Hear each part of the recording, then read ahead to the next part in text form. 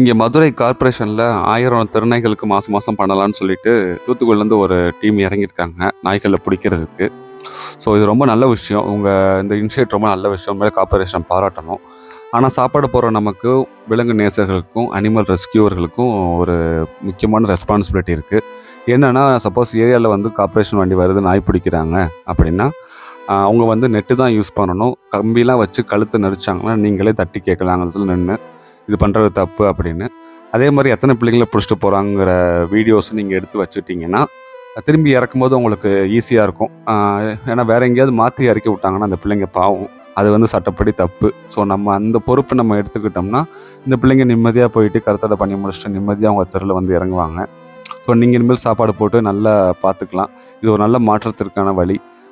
அதே மாதிரி இந்த மாதிரி பண்ணிட்டாங்கன்னா நம்மளே வந்து கார்ப்பரேஷனுக்கு ரொம்ப அப்ரிசியேஷன் பண்ணலாம். நம்ம வந்து ரொம்ப நல்லது பண்ணியிருக்காங்கன்னு வாழ்த்தலாம். அதுக்கு